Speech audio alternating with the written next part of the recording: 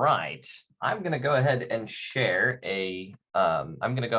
my screen with you guys, and we'll talk a little bit about what I wanted to go over today. A little bird told me that you guys were really interested in more TKM correlations, and I thought since Dr. King kind of has the pulses thing covered with the classes that with the class that he has coming up, I might talk a little bit about pathways.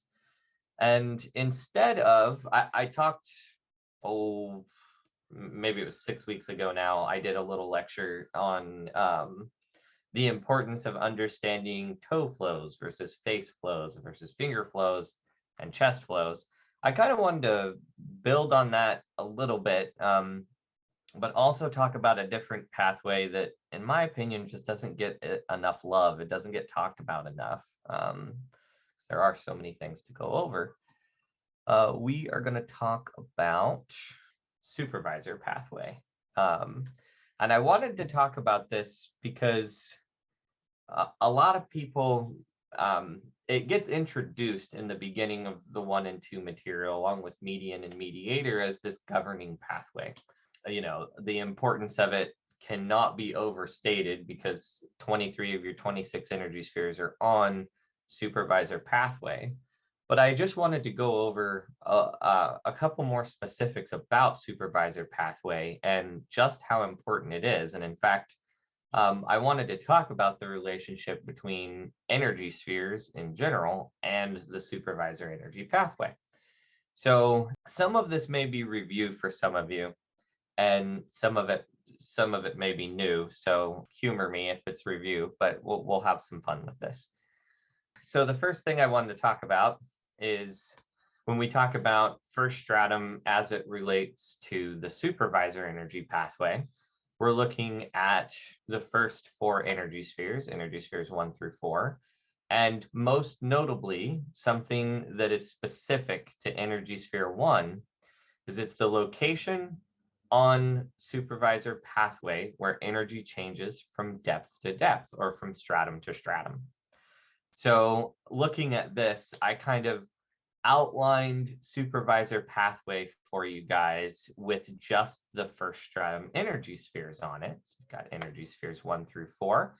And I have these little yellow arrows basically showing you the direction of flow. So it's down the front of the body, up the back, yada, yada, yada.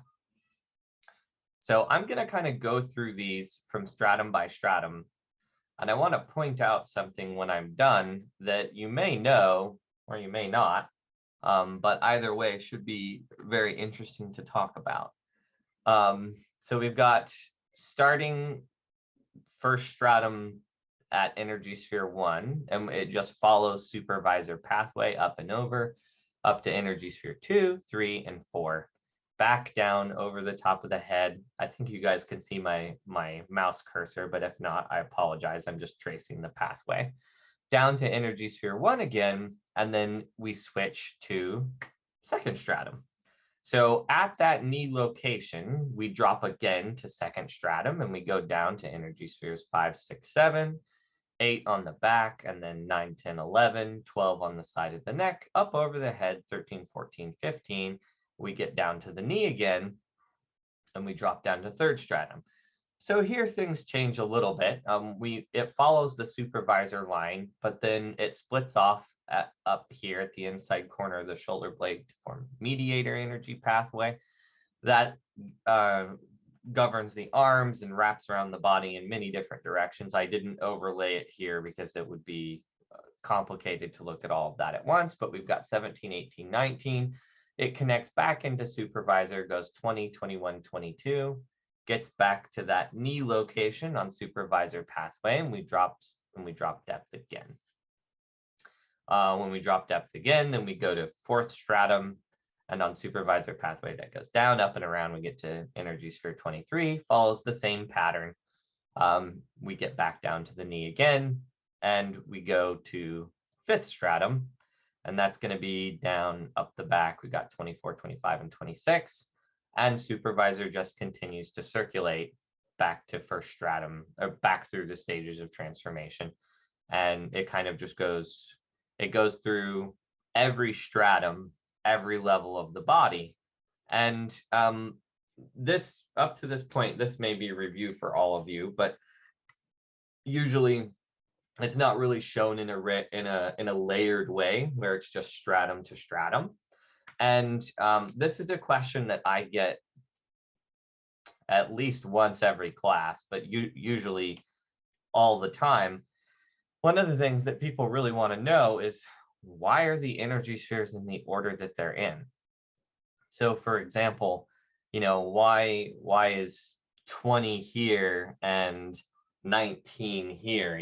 That it's like, what's the reason for the ordering that they're in? That doesn't make a lot of sense. Well, if you start looking at the body in terms of layers, you will realize that because of the way supervisor pathway works, and specifically this location at energy sphere 1 at the inside of the knee, because that's the location where it changes from depth to depth, if you stop looking at the body as a two-dimensional, two-dimensional piece of paper and start thinking of it in layers in terms of 3 dimensions, you'll realize that the energy spheres are actually in order from 1 to 26 along supervisor pathway.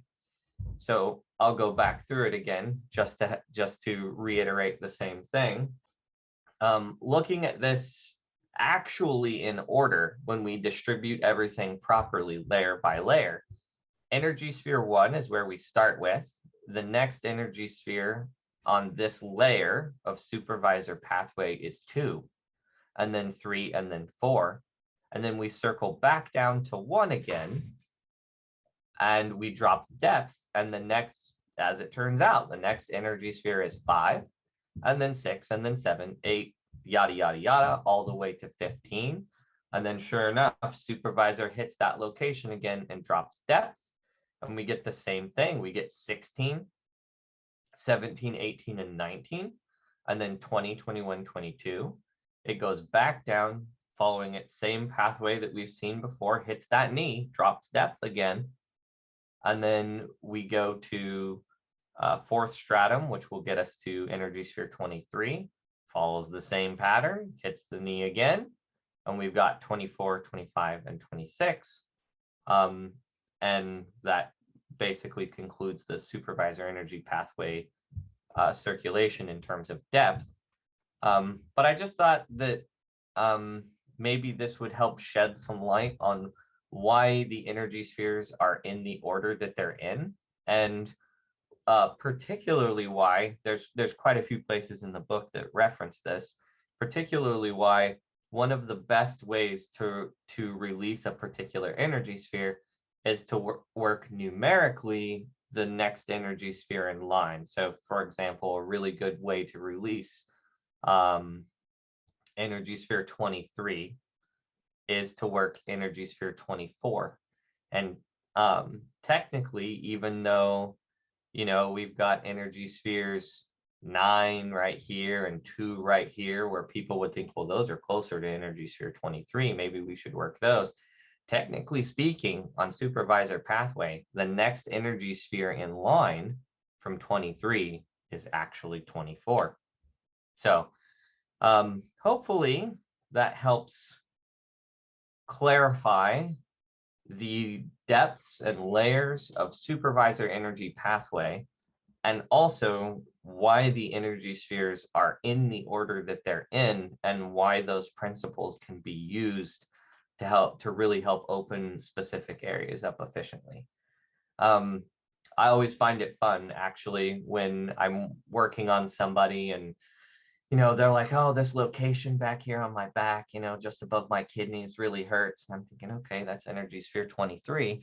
I'll give them the, especially if their pulses are indicating some 5th stratum and some hip level, I'll give them the self-help for energy sphere 24, or have somebody do the 24 sequence on them. And they're like, well, why are we working down on the foot when my pain's up here? But then by the end of the session, they feel much better. And I don't know, I think it's just to provide some additional understanding that I think helps people, that will help people understand why they're choosing the applications they're using, and also in terms of checking pulses, why the body might present a pulse pattern priority that, if you don't understand your supervisor energy pathway, seems kind of weird.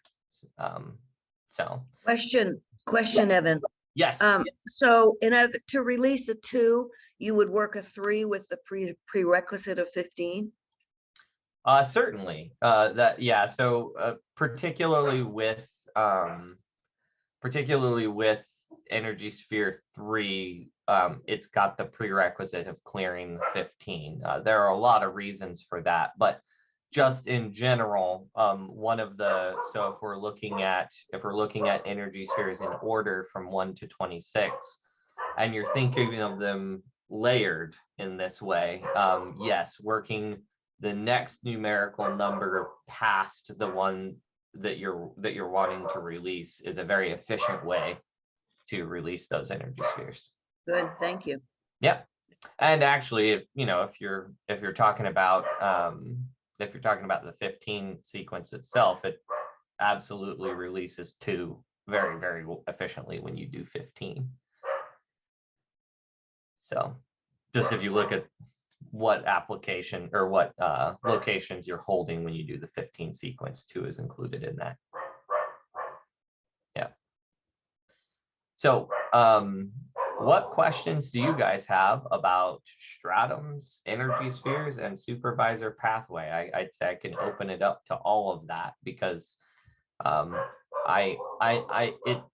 it actually seems pretty intuitive when you show it all, diagrammed out like this. But I think a lot of people struggle to observe the body in terms of layers and in terms of where those energy spheres are in those layers. I actually had 2 goals for class today, and I forgot about the other one. But one of the things that's also a really good idea to do in terms of pathways is to so in your book, the pathways are going to be illustrated. Just the left side will be illustrated, and that's a good thing. Really, it keeps everything consistent, so you always know what you're looking at. But if you can imagine the organ energy pathways, and supervisor too, for that matter, as bilateral, where you're actually looking at them mirrored, it can also give you some interesting insight into particular areas on a pathway that would quickly and easily congest. So I'm going to give one example of that as well, which, if you guys have taken a pathways class, you may already know some of this, but if you haven't taken a pathways class, this might be new information for you. This is the left side of the spleen energy pathway. And if you're, and I apologize, I had a little bit of issue scanning it into the computer, but forgive me, we'll ignore that for now. If you look at this pathway, it's not immediate. So one of the things that you're looking at is anytime you have a change in polarity or a sharp change in direction along a pathway, those are areas that are likely to congest. Typically, those areas on a pathway are going to be more likely to congest than others on the pathway. And one of the things that I thought was very interesting is, if we take a look at the spleen pathway, I'm going to move some of these stars just so you guys can see it real quick. But if we take a look at the spleen energy pathway, there are a couple of locations that are obvious where you're getting these really sharp changes in angle and direction, or you have a change in polarity. So down at the big toe, where the stomach energy pathway transitions into the spleen energy pathway, that's going from a descending polarity to an ascending polarity. And that's one of the locations that you're going to have, probably one of those more intuitive locations that people know that things are going to be more likely to congest. And then you have these areas here where you have these really sharp angles and likely congestion there. But then I also have identified this spot here, and this spot here as likely areas of congestion for the spleen energy pathway. And those aren't quite as intuitive. You might look at that and go, well, man, I don't see really any major sharp angles or changes in direction at those areas. but that's because we're not actually looking at the other half of the pathway. We're not looking at the other side. So here is an example of the spleen energy pathway shown bilaterally. And then you're actually looking at where these pathways either like converge or cross over each other. And you'll notice these three locations on the midline that I mentioned are areas where the left and right side of spleen would either converge in the same place or overlap each other going opposite directions. And because of that, those are also areas where things are more likely to congest. Also,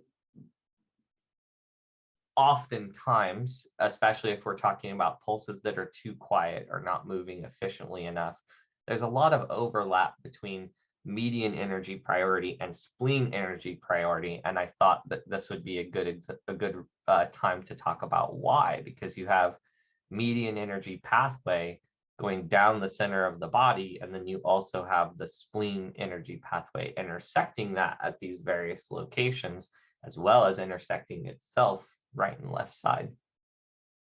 So important to imagine each pathway as something bilateral that may even overlap itself versus just imagining the left side. And then also important to start thinking about the body in terms of layers three-dimensionally and the energy spheres associated with that. So those are the, I'll go ahead and keep the PowerPoint up in case you guys have questions about specific slides, but those are the kind of the topics that I wanted to talk about today. And if I can help clarify any questions that you guys might have related to that, I'd be happy to do so. So I'll take a bow, and that's my presentation. This might not be the time to say it, but speaking as supervisor, I was working with someone this week and I noticed the second supervisor, he's got in the textbook on page, I think it's 268, there's a second student, but the right and left sequences are totally different. And I didn't know if I had missed some kind of editing that was supposed to have been done, or if there was a reason for that, because they're totally different. So I believe, now this depends on the version of the book that you have. Yeah, especially with some of the older versions of the book, you know, working out the kinks, getting those everything to be congruent and consistent. Sure. Takes a little bit of work. Any other questions about why energy spheres are in the order they're in? I hope this helped clarify for some of you who hadn't really thought about supervisor energy pathway in this way and how it relates to energy spheres. When you talk about energy spheres becoming congested at sharp points and different connections, you're talking about them being congested. Is that where Dr. King says to hold it longer so that you break through the congestion? I'm kind of confused as what you do about it. So there's many different ways to help relieve the congestion in a particular energy sphere. What I was referencing was there's a principle in the book of working past the congested location first. And there are kind of two different ways to do that. You can do that by particular energy spheres, but you can also do that on supervisor pathway. So for example, if we're working on, let's say, energy sphere 4, on supervisor pathway, the next energy sphere in line would be energy sphere 5, and that's all the way down at the inside base of the heel, inside base of the ankle right here. However, you could also, because each energy sphere goes through all 5 depths in the body, you could also work energy sphere 20, which would be the next one in line on supervisor pathway from here to here. So either way is helpful for releasing energy sphere 4. But I feel like what people don't really understand is, technically speaking, as far as direction of flow goes, energy sphere 5 is closer to energy sphere 4 than energy sphere 20.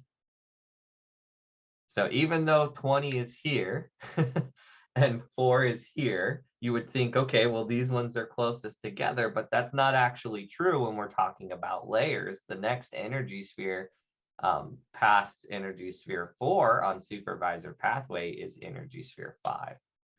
So that principle is alluded to in the book, but this is giving you a more detailed explanation of exactly why you would work something way down on the foot to help energy sphere 4 release on the head. That's just That one. was amazing. Thank you. Oh, you're welcome. That's just one example of looking at the body in terms of these layers. And like I said, there's nothing wrong with doing it the other way either. That's effective as well. But I've actually seen this be more expedient if you understand how supervisor pathway actually circulates. And I've worked with people who have been very effective with TKM for years with no knowledge of this. But then once they learn it and they start applying it, you can get fluff with tone faster. That's been my my personal experience, at least. And whenever I get a chance to chat with other experienced TKM practitioners, they concur. So I'll detail that a little bit better because it can be hard to visualize. Energy sphere 4 is right here, and energy sphere 20 is right up here. So you'd think they'd be close together, but there's entire layers of circulation between them. So energy sphere 4 up and over the head, down to here, drops depth to second stratum, goes all the way through second stratum, up and down, goes so second stratum then changes at this location to third stratum, goes all the way down, all the way up, and then over the head to energy sphere 20. So that's the amount of distance that it has to travel to get from 4 to 20. But to get from 4 to 5, we go up over the head down to the knee where energy changes depth, and then we go to energy sphere 5, which is just a little bit down from there on the inside of the ankle. So technically speaking, your body's energy has to travel further to get from 4 to 20 than it does to get from 4 to 5. I hope that helps clarify. Sneaky distances, especially when we're talking about like different layers of circulation.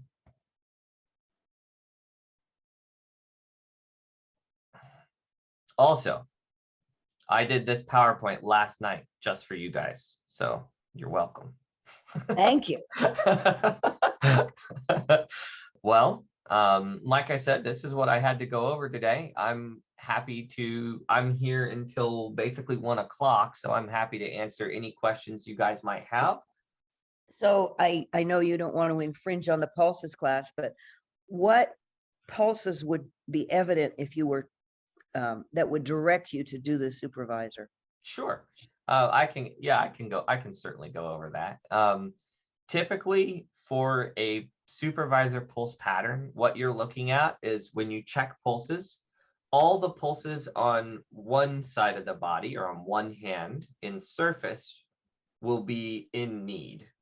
All the pulses on the other side of the body, deep, will be in need. So it kind of look like this, and it's whichever side is presenting deep need.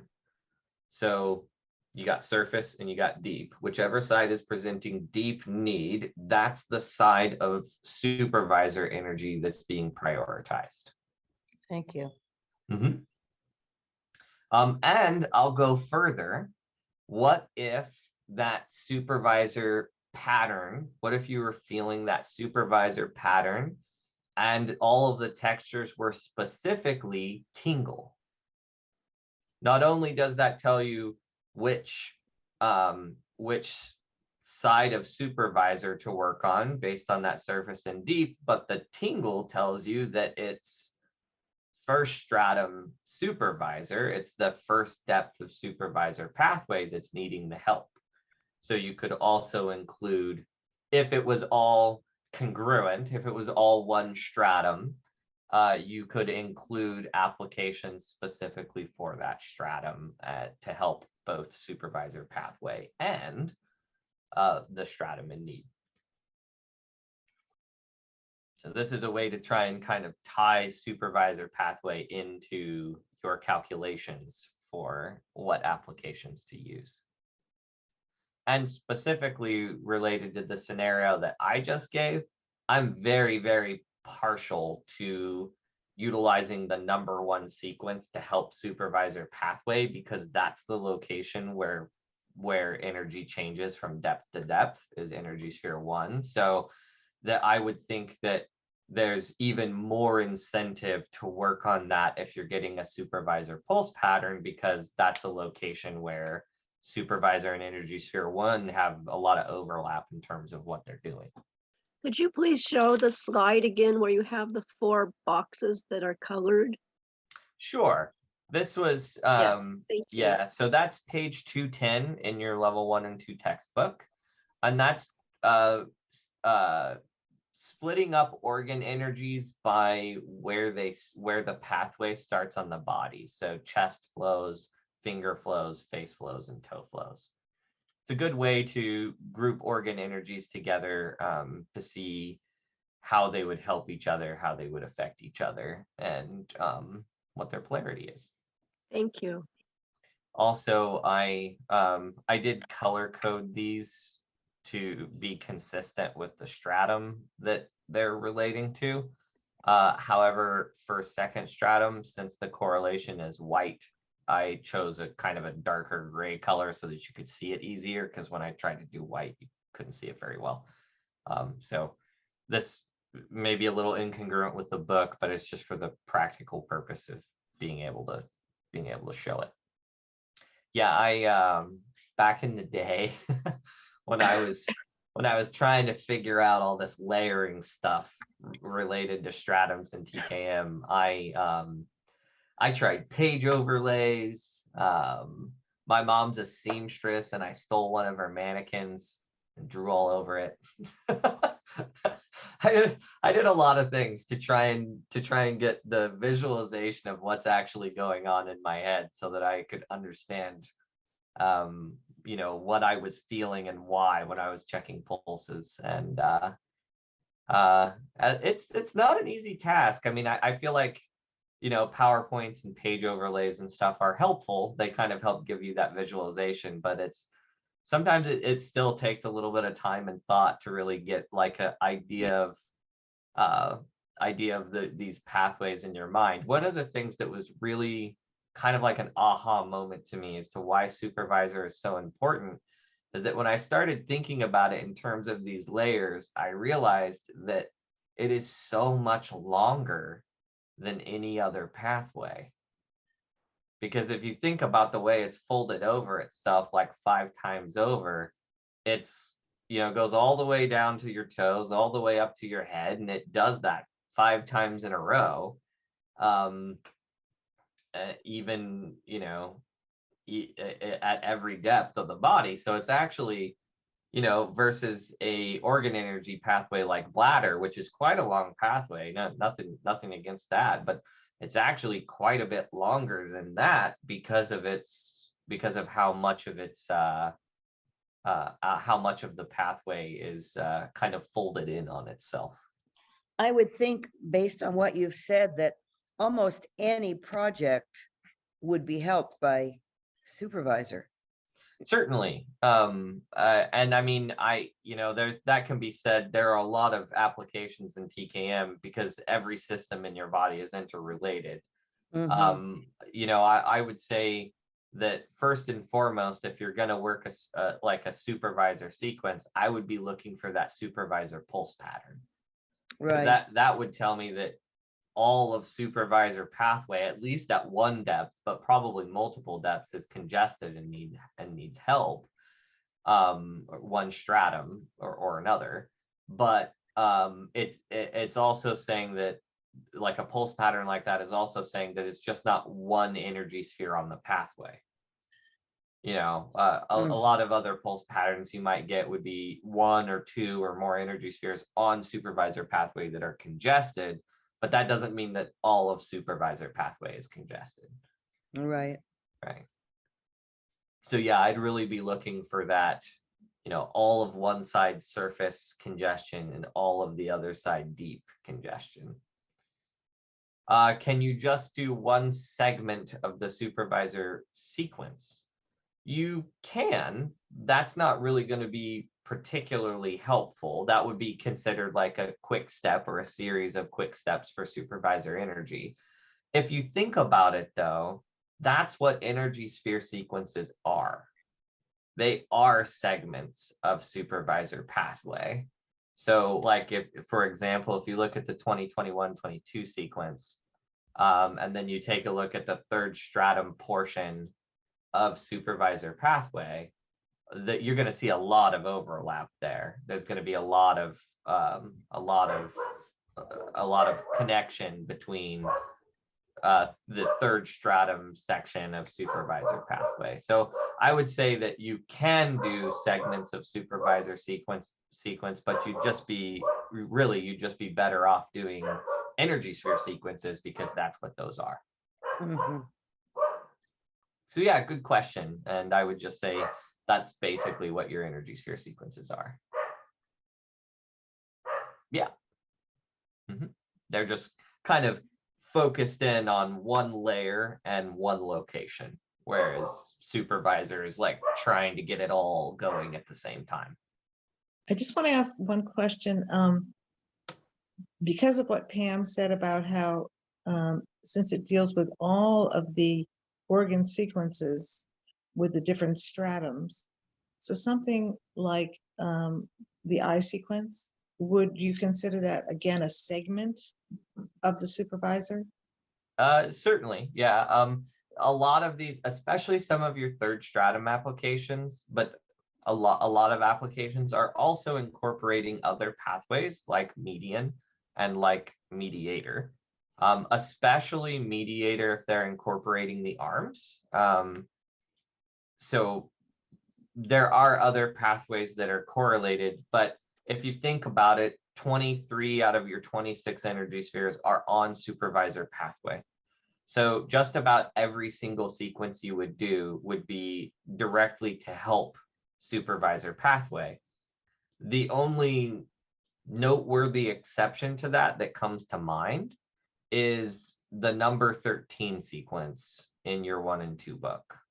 That application is primarily focused on your median energy pathway and your mediator energy pathway, and the interaction between those certainly crosses supervisor, but you're not working those energy spheres nearly as much. So yeah, I mean, I would say the majority of the applications in all of the TKM books are focused on supervisor energy pathway, or an interaction between supervisor energy pathway and an organ energy, or something along those lines. Mm-hmm.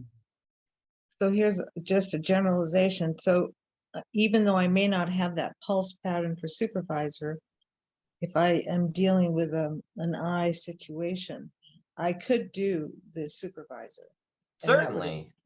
You certainly could do the supervisor. And in fact, for eye conditions, because the supervisor pathway starts at the base of the occipital bone, so it starts right back here where energy sphere 4 is, that location is directly related to the opposite eye. So it would be very, very closely correlated to eye conditions. But there may be shorter applications that would achieve the same effect. Mm-hmm. So, or even achieve an even better effect. And I'm thinking of liver energy application, or 2021-22, or the eye sequence itself. Those are applications that are just more focused on this part of supervisor energy pathway and gallbladder. Yes. This part, the third stratum section of, or layer or stratum of supervisor energy pathway. Thank you. Cool. Well, thank you guys. You all have generated some good questions, and hopefully you can take some of this information into, if y'all are taking the pulses class, y'all can take some of this information into that, and it'll help you understand the pulse patterns that you're getting and why you might work on one stratum or another, and why working energy sphere 24 to release energy sphere 23 is so direct, or other similar correlations. That was a good view. Thank you very much for putting the effort in. Yeah, no Appreciate it. problem. Thanks, Evan. That was extremely helpful. Thank you very much for all the time you put into that. I appreciate it. Yep, my pleasure. Yeah, I appreciate y'all's interest. I love looking at this information in more depth whenever possible. It's a lot of fun, and I feel like for me it's if there's anything I can do, I'm a pretty slow kind of methodical thinker. If there's anything I can do to make other people's learning experiences faster, that's good. That's a good way, or a good payoff in my book, because it's funny, I just like talking to people about TKM, and there are quite a lot of people who are very interested in TKM and talking about it, but it's like the more people who can get educated on it, the closer I become to being able to just be a TKM stand-up comedian, and that's really my ultimate goal. So, just be able to tell TKM related puns and jokes, and for other people to understand why they're funny. No, not really. It's fun when I get a chance, once I've worked with my clients or students for a while, and they start understanding their TKM better. You can say things like, this person's just a pain in my 25, or something like that. I'll just share a quick story if you're hanging on there. Yeah, when sure. when I first taught our firstborn son, Evan, this sequence for stomach, he said, I didn't feel anything except in the 25, and I'm sure that had to do with sensitivity training as a child. That's awesome. I couldn't think of too many jokes that apply, but that seemed to work. Yeah, that's a good one. All right, well, I will go ahead and close out the session. Thanks, guys. You all have a wonderful weekend, and hopefully I'll be back on here soon, and we'll get to talk about something else interesting, TKM related.